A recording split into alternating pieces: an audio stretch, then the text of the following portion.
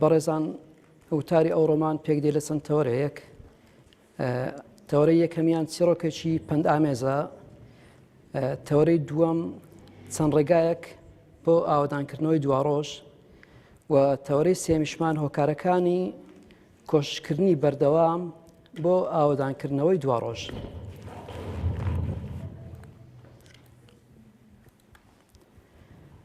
سەرەتا چیرۆکێکی خەیاڵی پند ئامێز باسەکەین، ینی چیرۆکێکی خەیاڵی هەندێک بڵێم شتێک بی ڕووی دابیت. ئەڵێ دوورگەیەکە بوو، دوورگەیەکە ینی شوێنێکی وشکانی لە ناو دەریایەک. دەریایەکە ینی شوێنێکی زۆر دوور لە وشکانی، دوورگەیەکی وە.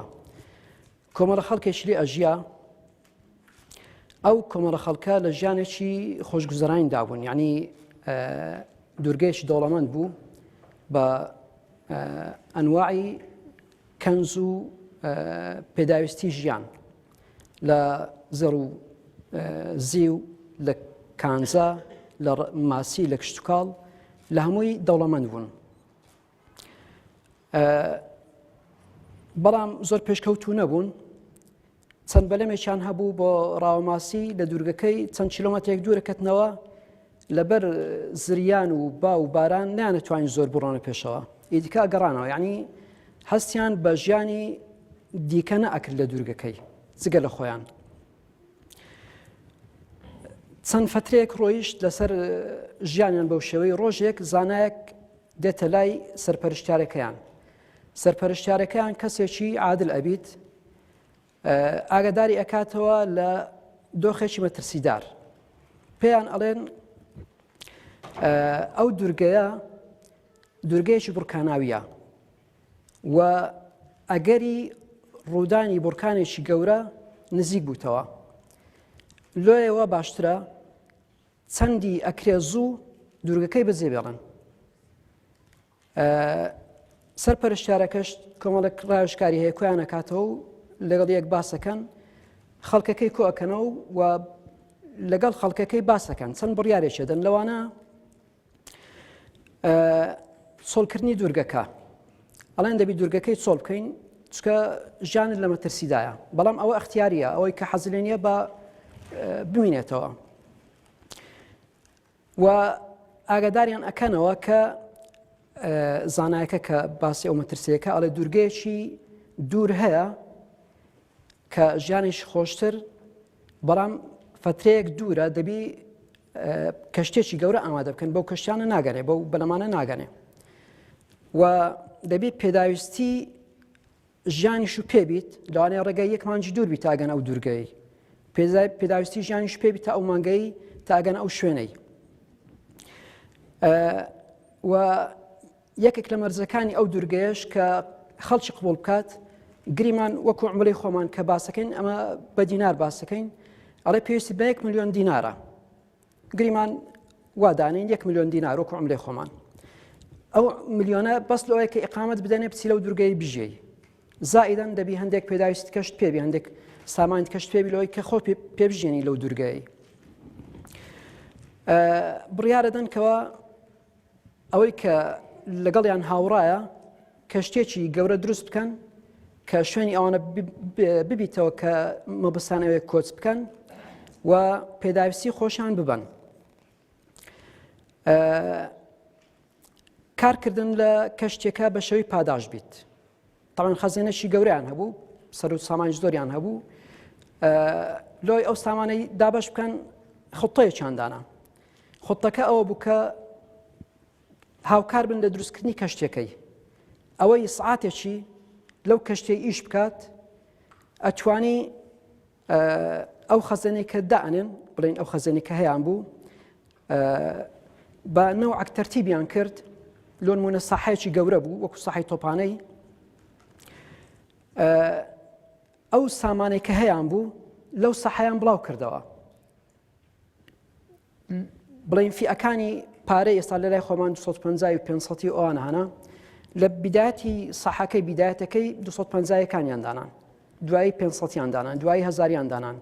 مەودایەک دوورتر 5000یان دانان، مەودایەک دوورتر 25یان دانان. بەو شێوەی گوتیان ئەوەی سعاتێک لە کەشتەکەی ئیش بکات لۆی هەیە 1 دقە بستە ناو مەخزەنی لە خۆی پارەی کۆ بکاتەوە. ئەوەی 2 سعات ئیش بکات لۆی هەیە 2 دقەی بچیت. هەتا چەند زیاتر ئیش بکەی وەختت زیاتر لۆی بچی لەو ساحەی سامانی لە خۆت کۆ بکەوە پارەی کۆ بکەوە. ئەوجا بە کەیف خۆتی داخوا چ هەڵەگری و چ دینی. ئەوەی ماوەی 10 سعات ئیش بکات لۆی هەیە تاپۆیەکی خانیەکی بدەنێ لە دوورگەی ئەو دوورگەی کە ئەچن. تاپۆیش خانی پێشێشەکەن کە چۆن درێکسەر خانەکەی ئامادەیە. ئەگەر لە ماوەیدا کاتژمێر ئیش بکات. شێوەیەکی بۆ شوێیاندانە دوایە خەڵکەکە بۆ چەند بەشێک ئیوا هەر باوەڕ بە باسەکەی نەبوو ئیواشە بوو خۆی لەماندی کرد.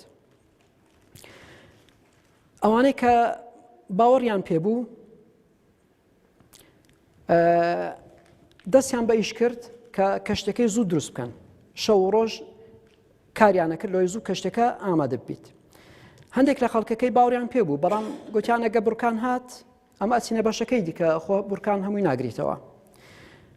بەشێک لەبەرەوەی تاموچێژی ژیان ئەوەندە زۆر بوو لەوێ حەزیان هەلێ نەبوو. یعنی کریان تەمبەڵی و هەنەچون بە دوای ئیشی دانەچون هەر لە دوو خۆشگوزەرانی خۆیان بوون. بەشێک شەر باوەڕ پێ نەکرد و ئیشی لۆ نەکرد. ئەوانەی کە ئیشیان لۆ کرد ئەگەر بە عاقلانە بیری نەکردباوە کە ئەچۆ ناو ساحەکەی هەر لە بیدایەتەکەی پارەدانرا بوو بڵێن 250 دانرا بوو زوو هەندێک 250 هەڵەگرتنەوە و داهاتە دەرێ. ئەگەر وەختی زۆر نەبا هەر نەیەتوانی بستە پشتەوە لۆ فیە گەورەکان بڵێن 25 و 50 ئەوانە. ئێوە هەبوو کە وەختی زۆر بوو ئەچولێ ئەگەڕاچی هەان فیئەی گەورەی ئەوی هەڵەگرت. ئەچوو 100,000 هەڵەگرت بڵێن فیە گەورەکانی هەڵگرت ئەوانکەی ئێمارە کرد. کەواتە هەڵگرتنی پارەکەش هەڵگرتنی سامانەکەش هەندێک بیرکردنەوەی ویست. بەهەرحاڵ دروستکردنی کەشتەکەی کۆتایی پێهات و مەترسیەکانی تەقینەوەکەش زیاتر بوون. مەرجی ڕۆیشتن ئەوە بووکەوە هەر کەسێک ملیۆنێک دیناری خڕ کردیتەوە ئەتوانی سواری کەشتەکەی بیت و بەشێک لە سامانیتکەش پێبیلەوەی کە لەوێ ژیانی خۆی بەڕێ بکات. بەڵام مەرجی یەکەم دەبووە 1 ملیۆن دیناری پێبە لۆی ئیقامەی ئەوێن دەری بدەنێ. و ئاراستەی کەشتێکەش بە خەڵکەکان گوت ئەمە بە ئاراستەی باکوور ئەڕۆین لەوەی کە ئەو دوورگەی کە مەبەستمانە لەولایە لۆی کە ئەگەر لەگەڵوانیشنێن ئەوەی دوای ئەو حەزی لێ بیت بەو ئاراستەی بڕات لۆی دەربچیت. کەشتی یەکەم خەڵکەکەی ئەوەی کە ئیشی کرد بوو سامانی کۆ کرد بە و 1 ملیۆنەکەی حازر بوو و باوەڕی بە قەزیەکەی هەبوو خۆی ئامادە کرد و دوورگەی بەجێهێشت. کەشتەکە ڕۆیشت وەکو گوتمان لەوانەیە ڕێ 1 مانجیبی پاشمانگەچی بە سەلامەتی گەیشتە شوێنی مەبەست. پاش ڕۆیشتنی کەشتەکەی بە چەند ڕۆژێک نیشانەی بورکانەکەی زیاتر بوون. کە نیشانەی بورکانی زیاتر بوون هەندێکی کە ئەوانەی کە کەمێک باوەڕیان بە قەزیەکەی هەبوو ترسان ئەوانیش ئەو بەلەمانێک کە لە بەردەستیان بوو ئەوانێک کە لە ماسی گرتنی بەکاریان دەینان ئەوان سواری بەلەمەکان بوون و دوورگەکان بەجێهێشت بەڵام نەیانتوانی خۆراکوشتی پێویستی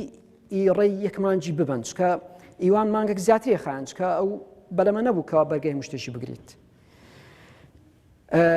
پاش چەند ڕۆژێشتکە تاوان ئەوانە کە ئەڕۆن ماندیبوونی زۆرتر ئەچێژن برسیبوون و سەرما و سۆڵەی زیاتر ئەچێژن ترسی شەپۆل و با و زریانی زیاتر ئەچێژن چکە بەلەمەکان ئەو قودرەتەی نییە. پاش چەند ڕۆژێشتکە نیشانەی بورکانەکەی زیاترەوە دەرکەتن. ئەوزە ئەوان کەش هاتنە قەنەعەت کە بڕۆن.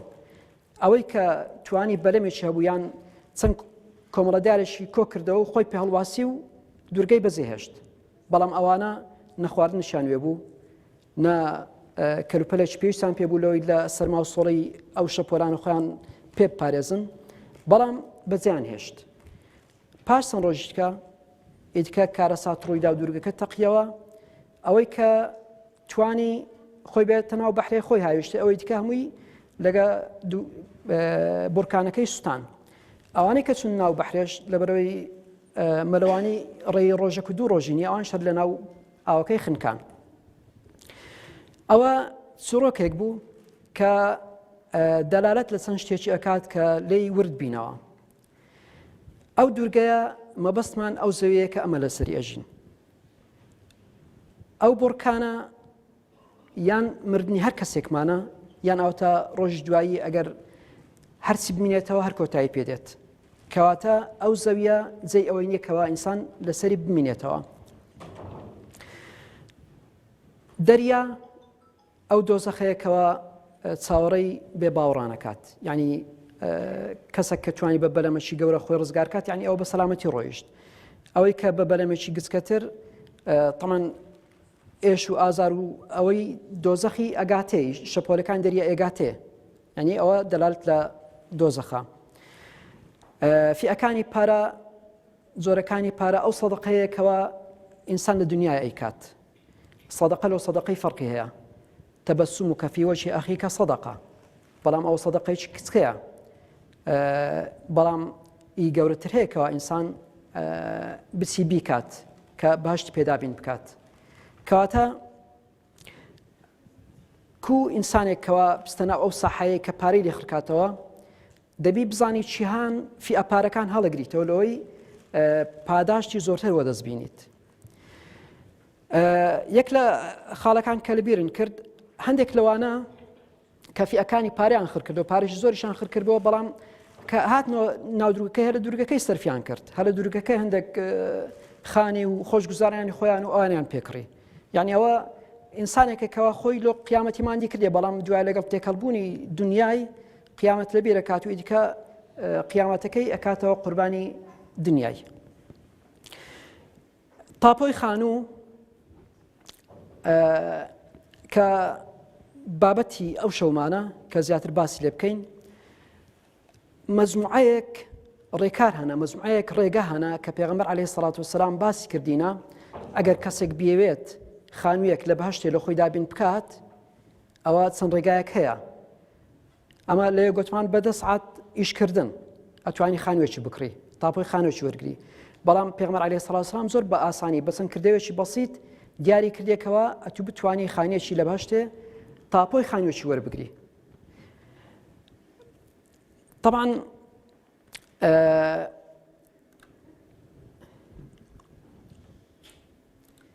خانوو لە دنیای خانوو ئامادەکردنی خانوو ماندووبوونی زۆریەوێت لە ئامادەکردنی زەوی ینی زۆر زار حەز لێ بووە بە شوێنیشی داڕۆی زۆر خۆشە ئاڵی خۆزییا لێر پارچە زەویەکم هەبایە خانێکم لەسەر کردبە کەواتە پێویستی بە زەوی هەیە پێویستی بە پارە و پولێکی باش هەیە پێویستی بە ئیمکانیاتی دەرەوەش هەیە بڵین عەمەلە و شۆفڵ و ئالیات و ئەو شتانێکەوە پێویستن لە دروستکردنی خانووی ئەگەر جاری وهای لێرە زەویشت هەیە بەڵام ئیجازەی خانووت نییە نەتوانی خانووی دروستکەی ئەوە وەکو مقارنەیەک بەرامبەر خانووی دنیا و خانووی بەهەشتێ جێرانێکمان هەبوو پارچە ئاردێکی کڕی نیان لەهێشت بیکاتە خانی ئاخری چەند مەحاڵە و شتیوای کرد گوتی 28 ڕقم داینە بەس لەوەی ئیجازەکەم کڕیتەوە تاکو لێم بگەڕێن خانەکەی دروستکەم یانەوە بەس لۆ ئەوەی ڕێت پێ بدەن کە خانی پێ دروست بکەی وەستا و کرێکار لێرە هەموو زارەوە دەست ناکەون لەوێندەری هەر پێویست پێ نییە کاتی خاندرا و لەوانەیە جاری وهایە ساڵش بخانی تا خانێش دروستەکەی لەوێ لەوانەیە جاری وهای بە چەند چرکەیەک بتوانی خانێشی دروستکەی خانی دنیاە دیوارەکانی لە بلوک و یان بەرد و یان کەرپوچ و ئەو شتانەنا خانی قیامەتێ خشتێکی لە زێرە خشتێکی لە زیوە ناوپۆشی یان ژۆرەوەی ناپۆشی سواقی لە لای ما جێچە یان کاشێ یان تەختە و پلاستیک و ئەو شتانەیە لەوێن دەرێ لؤلؤە مجەوەفەیە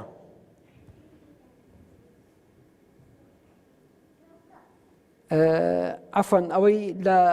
لە قیامەتێ ئەلمسک الأظفر میسکە ناوپۆشەکەی کە پێی ڕووپۆش کرایە. هەندێک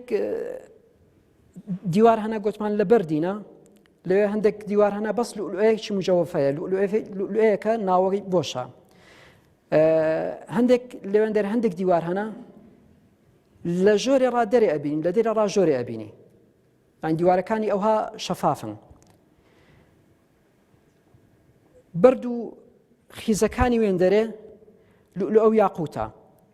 خۆری ئەوێندەرێ زەعفەرانە. عمر لێرە لەوانەیە لە سەعاتش دەست پێ بکات هەتا ئەو پەڕی 100 ساڵی لەوێندەرێ عمر مالانی هایە. مەساحەی لێرە لەوانەیە لە 100 مەترێکی بتوانی خاین دروستکەی، بەڵام لەوێندەرێ وەکو پێغەمبەر عەلەیهی سەڵات وسەلام باسەکات ئاخر کەس کە ئێستا بەهەشتێ هەندی دنیا و دە ئەوەندەی دنیای مڵکاتی زەوی هەیە، کەواتە 100 مەتر بە دە ئەوەندەی دنیایە، کەواتە فەرقی زۆرە. ئەوە مقارنەیەک بوو لەسەر خانیەکانی ئێرە و خانیەکانی بەهەشتێ. ئێستا چەند ڕێگایەک کە بتوانین ئەو خانیانی بەهەشتی پێدابین بکەین.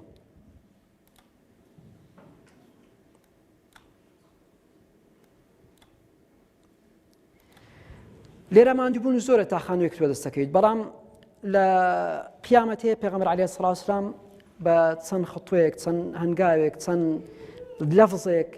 ئەتوانی خانوویەکی پێدابین بکەی. لەوانە بەیت شەهید، کەسێک کەوا لە پێناوی خوای گەورە شەهید بیت. پێغەمبەر عەلەیهی سەڵات وسەلام فەرمی ئەو کەسەی ئەو ئیماندارەی کە تێئەکۆشیت بە نەفس و بە ماڵی خۆی هەتاکو دەگاتە دوژمن و لە پێناوی خوای گەورە شەهید ئەبیت، ئەوە خەیمەیەکی هەیە لە قیامەتێ لەژێر عەرشی خوای گەورە کە فەرقی وی لەگە پێغەمبەران تەنها دەرەزەی نوبووەتە، تەنها دەرەزەی نوبووەت لێشیان زیاد ئاکاتەوە. ئەوە یەکێکیان. خاڕێشتکە کە ئینسان بتوانی خانوویەکی بەهەشتی پێدابین بکات، پێغەمبەر عەلەیهی سەڵات وسەلام ئەفەرمی من بنى لله مسجدا بنى الله له بيتا في الجنة. ئەگە بتوانی مزگەوتێکی لە دنیای دابین بکات، دروست بکات، لە مقابل خوای گەورە خانیەکی لە بەهەشتێ پێ ئەبەخشیت. خاڕێکی دیکە ئەو سونەتانەی کەوا ئینسان لە ڕۆژانە ئەیکات، 12 سنەت، 12 ڕکاعەت کە نەوافلی پێڵێن، ئەوەی بتوانی من صلى في يوم وليلة 12 ركعة بنى الله له بيتا في الجنة. 2 ركعات پێش نوێژی بەیانی، 4 ركعات پێش نوێژی نیوڕانێ، 2 ركعات پاش نوێژی نیوڕانێ، 2 ركعات پاش نوێژی مەغریبێ، 2 ركعات پاش نوێژی عیشایە. هەر ڕۆژێک ئەو 12 ركعاتە ئەگەر ئەنجامتدا ئەوە خانووەکت حازر کردیە لە بەهەشتێ. خاڕێکی دیکە الحەمد والاسترجاع، مصیبە ئینسان معرەزە هەموو کاتێکەوە خوای گەورە بەسەری بکاتەوە و تاقی بکاتەوە. لە حەدیثێکی پێغەمبەر عەلەیهی سەڵات وسەلام فەرمی ئەگەر کەسێک منداڵی مرد، ئەوزا کە خوای گەورە لەگە مەلائیکەتان باسەکات، عەبدی من کوبوو، ئەگەر بێت کەسێک شاکر بیت و سوپاسی خوای گەورە بکات، خوای گەورە پێ فەرموون بە مەلائیکەتان ڵێ ئەنگۆ شاهید بن کە ئەوە ئەمن خانیەکی ئەدەمێ ناویش لێ ئەنێم خانووی حەمد، خانووی سوپاسگوزاری. ڕێگایشکە بۆ ئەوەی کە ئینسان بتوانی خانوویەکی لە بەهەشتێ وەربگریت، هەر کەسێک ئیماندار بیت، پێغەمبەر عەلەیهی سەڵات وسەلام فەرمی ئەنا زەعیم لمن آمن بی وأسلم وهاجر. ئیمان بینیت و مسلمان بیت، تەسلیم بیت بە ئەوامری خوای گەورە و لە پێناوی خوای گەورەش هیجرەت بکات. لە شوێنش کە ئەفەرمی وأنا زعيم لمن آمن بي وأسلم وجاهد. ئیمان بە من بینی و مسلمانش بی و تەسلیمی ئەوامری خوای گەورە بیت و تێش بکۆشی لە پێناوی خوای گەورە. تێکۆشانجا بە هەموو شێوەکانی، بە ماڵ، بە توانە، بە خوێن، بە هەر شتێکەوە لە دەسەڵاتی هەیە. ئەگەر بەو شێوەی تێبکۆشیت ئەوە خوای گەورە پێغەمبەر عەلەیهی سەڵات وسەلام فەرمی ئەمن زامنی 3 خانیانم لۆی لە بەهەشتێ. یەک لە لێواری باشتێ، دوو لە ناوەڕاستی باشتێ، سێمیش لە دەرەزی بەرزەکانی باشتێ. ئەوە یعنی بەو شێوەی سێ خانیانەوە دەستدێنیت. خاڵێکی دیکە لە ئەوانەی کە بیانەوێ بەهەشتێەوە دەست بینن، ئەوانە نەکەوە لێمن ئەلانە الکەلام، کەسێکەوە هەڵسوکەوتی نەرم بی، قسەی نەرم بن لەگەڵ خەڵکی، و ئەطعەمە الطەعام، و نانیش بداتە خەڵکی و نان دۆست بیت، و باتە قائیمەن والناس نیام، و شەوانش هەڵبیستیتەوە و شەو نوێژی بکات. و لە شوێنیشکە ئەفەرمی وأفشى السلام وأفشى السلام وأدام الصيام، زۆر سەلامی لە خەڵکی بکات و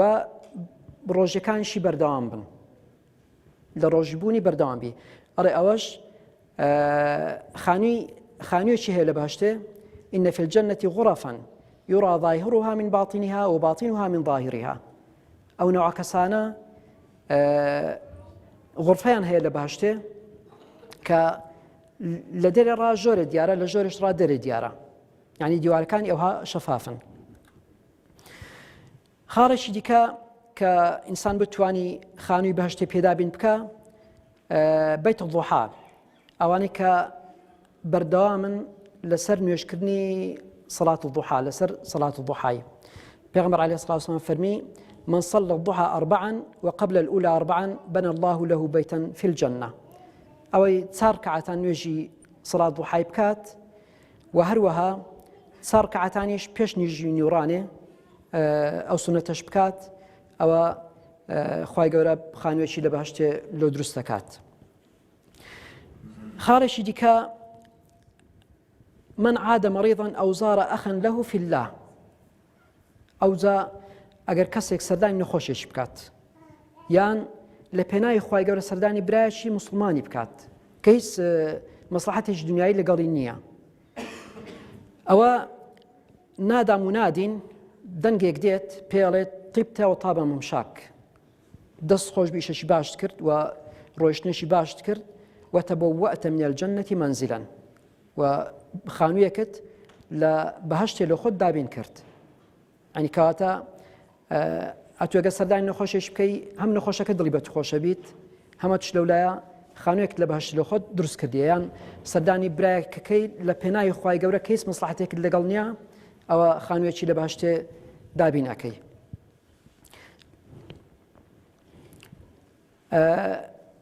خاڵێکی دیکە ئەزکار زۆرن کە یعنی فەزڵیان زۆرە. یەک لەو زکرانە ئەوەیە کاتێکەوە ئینسان شەوێ بێوێت بنویت، پێشەوەی بنویت ئەو زکرەی بکات: اللهم إليك أسلمت نفسي وفوضت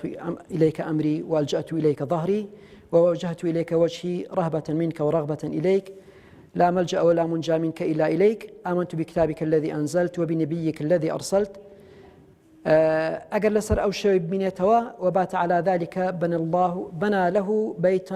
بيت في الجنة، ئەوە لە پاداشتی ئەو زکرەی ئەگەر شەوانە بەردەوام بیت، خوای گەورە خانوویەکی لە بەهشتێ لۆ ئامادە ئەکات. خاڵێکی کە هەر لەسەر زکری ئینسان کە ئێستا بازاری کە بازار شەڕ البلاد عند الله، کە بازارن ئەگەر بێت ئەو زکرەی بخوێنیت: لا إله إلا الله وحده لا شريك له له الملك وله الحمد يحيي ويميت وهو حي لا يموت بيده الخير وهو على كل شيء قدير، كتب الله له ألف حسنة ومحى عنه ألف سيئة، ولكتايش بنى له بيتا في الجنة. دووبارە خوای گەورە بەو زکرەی خانوویەکی لە بەهشتێ لۆ ئامادە ئەکات. خاڵێکی دیکە کە بۆ ڕێکخستنی علاقەی اجتماعی خۆمانە، پێغەمبەر عليه الصلاة والسلام فەرمی: أنا زعيم ببيت في ربض الجنة لمن ترك المراء ولو كان محقا. ئەڵێ ئەمن زامنم لۆ کەسێکی لە خانوویەک لە لێواری بەهشتێ ئەگەر بێت و واز لە مناقەشە بینی، ئەگەر حەقیش بیت. زۆر زار ئینسان تووشی مناقەشەیە بی، مناقەشە یعنی قسەکردنێکی بە هەڵچوون، لێک تێنەگەیشتن بە هەڵچوون، هێک لێک قبول ناکەن، ئەوە مناقەشەیە. ئینسان ئەگەر لە پێناوی خوای گەورە ئەگەر حەقیش بیت، واز لێ بینی لەوەی ئەو خانیەوە دەستبینی. ئەوە کەواز لە مناقەشەکەی هینا هەم عیلاقەی وی و کەسەکەی تێکناسیت هەم پاداشتی خانوێکیش لە باشتی وەرەگریت. و هەر لە هەمان حەدیسی پێغەمبەر عەلەیهی سڵاو وسلام فەرمی وببيت في وسط الجنة لمن ترك الكذب وإن كان مازحا. وهروها خانوێک زامنی خانوێکم لە ناوەڕاستی بەهەشتێ لۆ کەسێکی ئەگەر واز لە درایان بینی ئەگەر لۆ سوعبەتیش بیت لەکنەما لەوانەیە شخصی واهابی خەبیر بیت لە ئەوەی نوکتە و شتی درۆ بجەڕیتەوە بەس لەوەی خەڵک پێ بکەنیت. یعنی ئەگەر لە سوعبەتیش بی واز لە درۆی بینە لۆ ئەوەی لە ناوەڕاستی بەهەشتێ خوای گەورە خانیەکەت بداتێ. خاڵێکی دیکە هەر تەواوکەری حەدیسەکەی وببيت في أعلى الجنة لمن حسن خلقه. و لە خانوویەک لە دەرەزە بەرزەکانی بەهەشتێ لۆ کەسێکەوە خوڕۆشتی جوان بیت ئەخلاقی جوان بیت. یعنی لەناو کۆمەڵگەی دیار بیت تەئسیری لەسەر کۆمەڵگەی هەبیت بە ئەخلاقی خۆی. ئەوە خانوویەک لە دەرەزە بەرزەکانی بەهەشتێ بەو ئیشەی وەدەستدینیت. خاڵێکی دیکە کە زۆر ئاسانە پێغەمبەر عەلەیهی سڵاو وسلام فەرمی ئەوەی 10,000 سوڕەتی ئیخلاس بخوێنی خوای گەورە خانوێکی لە بەهەشتێ ئەداتێ. 10,000 یعنی ئەگە 20,000 بخوێنی 2 خانی 30,000 بخوێنی 30 خانی کاتە چەند زیاتر بخوێنی تەقسیم دەی بکە ئەوەندە خانیە. خاڵێکی دیکە ئەو کەسانێک کە لە پێناوی خوای گەورە یەکتریان خۆشەوێت لە پێناوی خوای گەورە یەکتریان خۆشەوێت ئەوانە ئەڵێ غورفەشیان هەیە وەکو کەوکەب وەکو هەسارە لە ئاسمانی دیارە کەوکەب و هەسارە لە ئاسمانی دیارە ئەبەو شێوەش غورفەیان دیارە. ئەڵێ ئەوە لۆ چێە؟ ئەڵێ ئەوە ئەو غورفە لۆ ئەو کەسانەیە کە لە پێناوی خوای گەورە یەکدیان خۆشەوێت کاتە بەس خۆشەویستن لە پێناوی خوای گەورە ئەبتە مایەی بەدەستهێنانی خانوێکی ئەلۆ جۆرە. خاڵێکی دیکە ئەگەر لە نوێژی جەماعەت زۆر زار بۆ شای و کلێن هەیە پێغەمبەر عەلەیهی سڵاو وسلام فەرمی ئەگەر ئەو بۆ شایانە پڕ بکەیەوە ئەوە لە پێناوی ئەوەی کە سەفەکان ڕێک و ڕاست بن خوای گەورە لە بەرامبەردا خانیەشی لە بەهەشتێ ئەداتێ. ئەوە چەند ڕێگایەک بوون لە ئەوەی ئینسان بتوانی خانیەکی لە بەهەشتێەوە دەست بینیت. ئێستا ئەگەر پرسیارش بکەین باشە ئەهم خانیانە پێویستن ئینسان بستە بەهەشتێ؟ بێگومان ئەگەر ینی زامن بیت ئەو خانیە زامن بیت کە ئیتووە و بۆندەی لێ بگەڕی لەوانەیە بڵین بەس بیت بەڵام ئایا ئەو خانیە زامنە؟ لەبەر چێ؟ ئەڵێ بۆچی هەوڵدانی زۆر بۆ ئاوادانکردنەوەی دوا ڕۆژ لۆ ئینسان پێویستە بەردەوام هەوڵ بدات لەبەر چەند شتێکی. خاڵی یەکەم ئیحباط الأعمال، یعنی هەندێک جار هەیەت و کردەوە زۆر کردیا ئینسان کردەوەی زۆر ئەکات بەڵام ئیشێکی کات کردەوەکانی پێشی هەمووی باتڵە بن هەمووی سفر بنەوە، یعنی فۆرماتە بیتەوە کە ئەنەما هیچ نەکردیا دەبین لە نوێ ڕادەست پێ بکەیە کاتە تو بڵێ ئەمن تا ئێستا بڵێم ئەوەندە خانیم هەیە واز لێ بینم نابیت احتیمالە لێک لە کردەوەکان کاست پێ نەکردی عەمەلەکانت هەمووی سفر بوو بنەوە.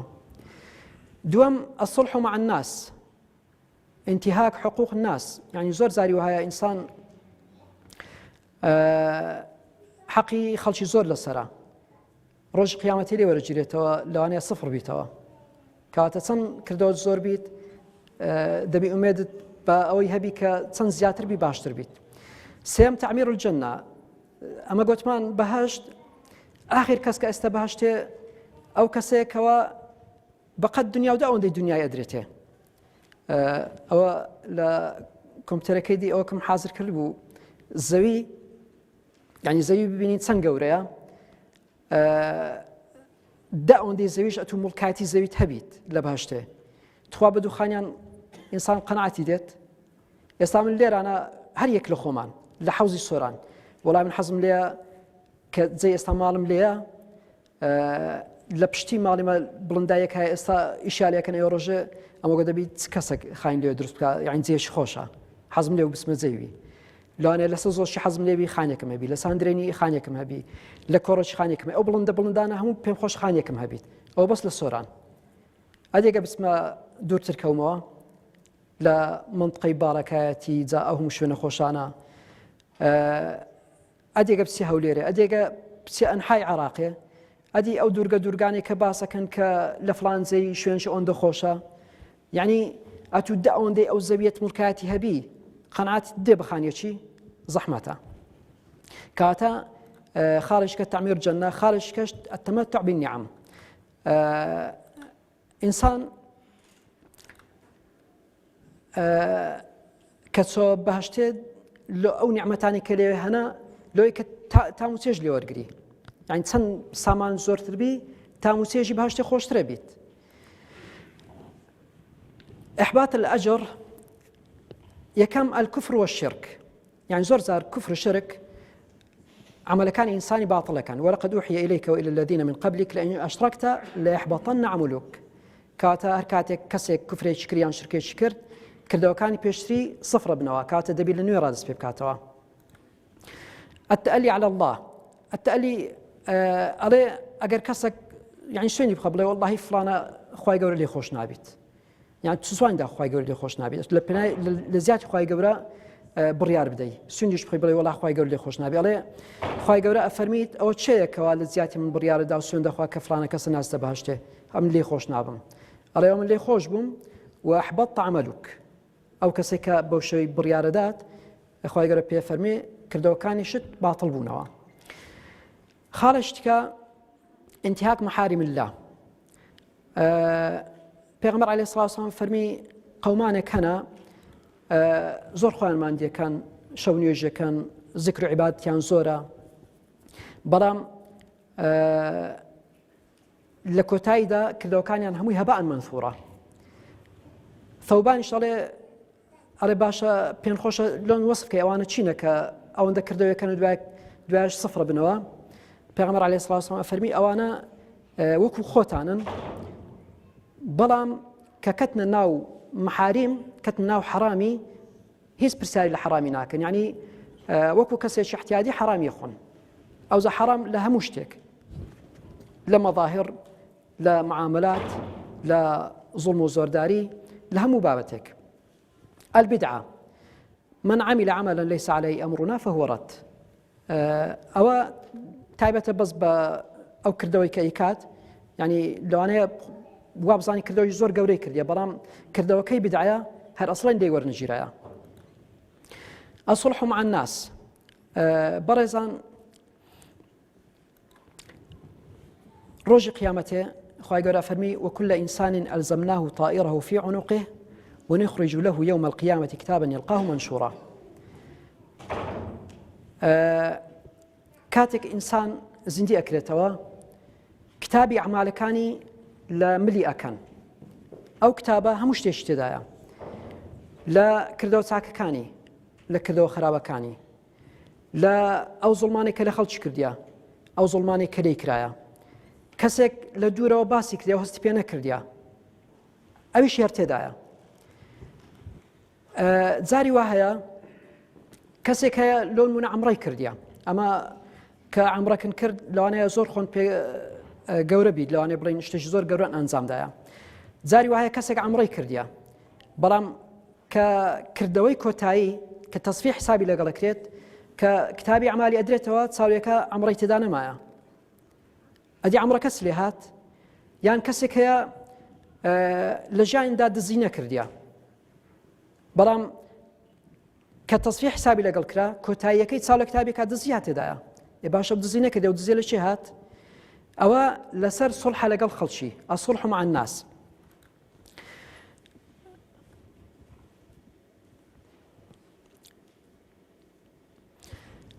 ابن مسعود ڕزای خوای لێ بێ ئەڵێ کە ڕۆژی قیامەتێ داهات ئەڵێ ئینسان بەس دڵخۆشە بێ ئەڵێ ئەگەر بێت و حەقی لە کنداک و بابی خۆی هەبیت لە کن کوڕی خۆی هەبیت پێ دڵخۆشە بێ ئەڵێ وەڵڵاه لێی وەرەگرمەوە چانیە هەندێک ساکەم لە کنەوی هەیە یعنی دەگەداک و بابی خۆی پێ دڵخۆشە بیت فيفرح المرء أن يكون له حق على والده أو ولده أو زوجته وإن كان صغيرا. يعني أجر قس كجبيت أجر حقيقي لكن كسيش يبي بيد الخوش أبي عليه لي ولا جرمه لوي هندك ميزان يخون بي قرص كم أري برجش لأوي فإذا نفخ في الصور فلا أنساب بينهم كنفخ الصور لدرا أو إنسابة تنسيب نامنة يعني أو براما أو خشكمة أو بابما أو نامنة هميان وكويك بشرا بني آدم كاتك كس أوي لسر خزم كس خوي باز نادات أجر محتاج بي لي ورقريتوا پیغمبر عليه الصلاة والسلام فرمي هندك زار كسك تساول صحيفة خويا كات كبدايات قلتمان كبدايات أو صحيفة لما لي أكرت همش تكاين تدايا بلام هشتا تصفيح حسابي نكرايا كتصفيح حسابي كرا تساولي أكات زور قرايا أذا على بدايات كتساولي أكا خير وكردوي زورن الحمد لله باي هندي ما كردي كدرسم بس كأجات آخري أبيني هيس تدانا معايا كردو تساكاين نماينا لبرس لبروي زور ظلمي لخلش كرديا هر كسو ديت حقي خوي ورقريتوا پیغمبر عليه الصلاة والسلام لحديث الشيء فرميت آية أظن مفلس شيء آنج قلت يا مفلس لك نما أوي كوا هيز درم بلم بارو بولش نبيت سيت سامانش نبيت أيش قلنا مفلس روج قيامته أوي كوا نيجي كردي وروجي قرتي وصلاة زكاة دايو أو شاني كردينا بلام ويأتي وقد شتم هذا قصي بيو قوتينا زني داينوي وقذف هذا بختاني بيو كرديا وأكل مال هذا مالو ثروتي خوارديا هذا مالو سامان لما عملي غدر لي كرديا فقير بوا ظلمي لي كرديا دزي لي كرديا بهر نوع شي كوا مالك كيتوكني يعني أوا مالو خوارديا وسفك دم هذا خيني فلان كسي ريشتيا وضرب هذا لفلان كسي دايا أو زهر كسو دي رزبيت أو دي تساكاني ورقريتو أو دي تساكاني ورقريتو لو أنا عمركي لبه كوتاي بيدت خيري عمركي بس روان دا توزيع بيت آخري إيواها هيتي نامنت كهيتي نما كسيش هي ظلمي عليه كردي أيش دي عليه هندك تساكا موين تساكينينا عليه هندك خرابين مظلمكي كظلمي لكراي بدنوي كابرا دزيه شاكرديا دزيه كيداتوي يعني أو دزينا كرديا بس دبي ضريبي دزيكي أو بدات چونکە ظلمی لە دنیای لێ کردیا کەواتە ئەبینی هیچ حەسەناتی نامێن هیچ ساکەی نامێ ئاخری فرێدرێتە ناو ئاگری لە حەدیثێک کە پێغەمبەر عەلەیهی سڵاو وسەلام فەرمیت ئەڵێ ئەگەر وەختی ئەوەی داهات کە کەسێک حسابی لەگەڵ بکرێت بانگە کرێت ئەڵێ خەڵچینە فلانی کوڕی فلانی حسابیە هەیە چێ حەقەشی لەکن هەیە بابێ لێی وەرگریتەوە ئەتوو لە کتابی خۆت کە بیدات وەرگرتەوە تێیدایە داخۆ چێ زوڵمی لێ کردی ئەچێ پێشوو چونکە چاوەڕێ یەک چاکەی لێ وەرگریەوە ئەچی بە دڵخۆشی لێی وەرەگریەوە و علاقت بە ویدانیە داخوا نەتیجەی چی بەسەر دێت هەتا ئەڵێ ئەگەر بێت ئەو کەسە چاکەکانی بەقەدەر یەک مسقال ئەوە ضەڕە بمینێت خوای گەورە لۆی مضاعفەکات لێرە خوای گەورە تەداخولەکات و ئەیباتە بەهەشتێ لە دنیاە لە مەکتەبێ ئەومان هەیە دەرێزەی یەئیسە و حەریزە ئەوانەی کە مامۆستانە ئەو بابەتەی لێ تێگەن یعنی ئەو تەڵەبانەی کە دەرەزیان نزیکە لە نازیح بوونێ بەس نازیح نەبووینە خوای گەورە لە قیامەتێش بە هەمان شێوە ئەو شەفاعەتەی ئەو ڕەحمەی هەیە لەگە ئەو کەسانێکەوە لەو دەرەزەی دانا ئەڵێ لە حەدیثێکی پێغەمبەر عەلەیهی سڵاو وسەلام باسەکات ئەڵێ دوو کەس دێن کڕنۆشە بەن دەبن لە لای خوای گەورە ڕەب العیزە ئەڵێن یەکێک ئەڵێ خوایە ئەو برایە من زوڵمیان لە من کردیا پێم خۆشە ئەزرەکەم وێ بداتەوە یعنی ئەوەی پاداشی زوڵمەکەم وێ بداتەوە کە ئەوەندەی زوڵمەی لە من کردیا خوای گەورەش پێڵێت بە کەسێکی کە زوڵمی کردیا ئەڵێ ئەزری برایەکەت بدەوە پاداشتەکەی بدەوە ئەڵێ وڵای خوای گەورە ئەڵێ هیچم نەما هەمویان لێوەرگرتم ئەڵێ هیچم نەما ئێستا یعنی ئەوەی مایتم ئەگەر وەرگرم دەبی خراپی لێوەرگرم لەو حاڵەتەی خوای گەورە تەداخل دەکات خوای گەورە پێڵێت ئەڵێ چاو لە بەهەشتێکە وارێت ئەوەی کە زوڵمی لێکرایە چاو لێ ئەکات خانێکی زۆر خۆشە بینیت ئەڵێ ئەوە هیچ پێغەمبەرێکیە خوای گەورە فەرمی هەر کەسێک بتوانی قیمەتی ئەو خانیە بدا ئیویە ئەڵێ زا قیمەتی وی چیەک و وەدەست دێت ئەڵێ ئەتوانی وەدەست بینی ئەگە بتوانین لە برای خۆت خۆش بی ئەڵێ وەڵا خوای گەورە دەنا ئەو خانی خۆشە مقابلی زۆر زۆر زیاترا من ئەو لێ خۆش بووم خوای گەورە فەرمی ئەزا دەستی برای خۆت بگرە و پێکەوە بڕۆنە بەهەشتێ کەواتە ئەگەر بێت و کەسی تکە نەما یعنی بەس ئەوەندە مەزڵەمە بی خوای گەورە تەداخل دەکات بەڵام ئەگەر زۆر بیت ئەوە خوای گەورە لێگەڕێت تا هەندێک عەزابی جەهەنەمێ بچێژیت دوایە وبەر شەفاعەت بکەیت و بێتەوە دەرێ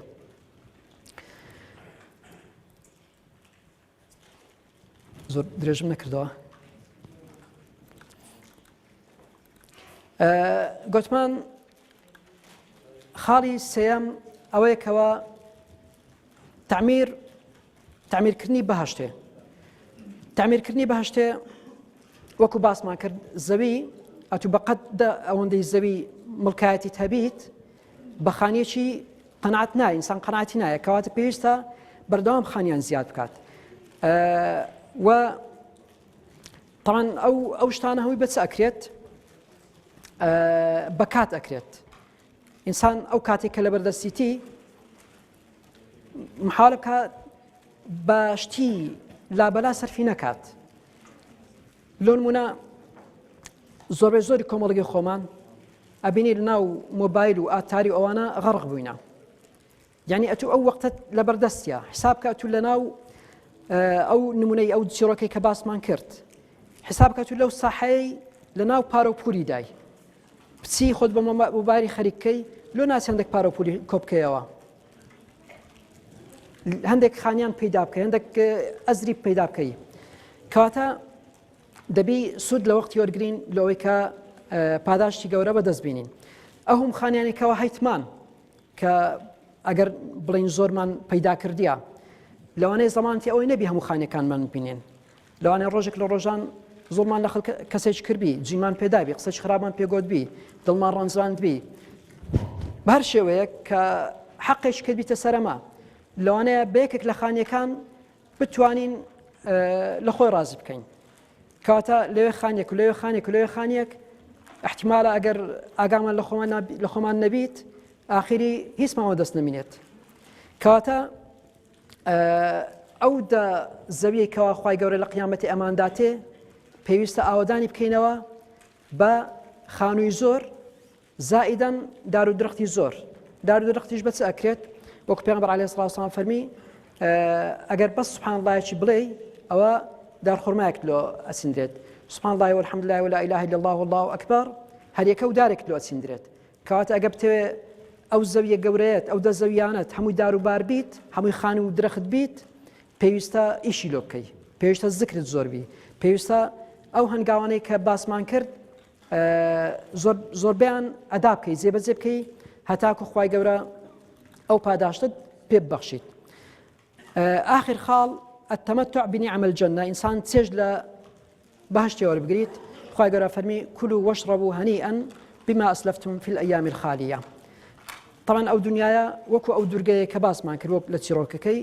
ڕۆژێک دادی هەر کۆتایی پێدێت ئەو چێژەی کە لەوێندەرێ هەیە لە زەید کە خۆشتر هەیە یعنی لە ئەو چێژێک کە لە دنیای هەیە لە قیامەتی خۆشترە کەواتە لۆ دنیاە قیامەتی خۆمان نەفەوتێنین لۆی خوای گەورە فەرمی كلوا واشربوا هنيئا بما أسلفتم في الأيام الخالية لە کۆتایی لە خوای گەورە ئەپاڕینەوە داوای لێ ئەەکەین وامان لێ بکات کە ماندوو نەبین لە ذکر و طاعەت و عیبادەتی خوای گەورە وامان لێ بکات نەک ئەو دەبقەت ئەوەندەی دنیاە بەڵکو لە ئەوەلەکان بین کاچینە بەهشتێ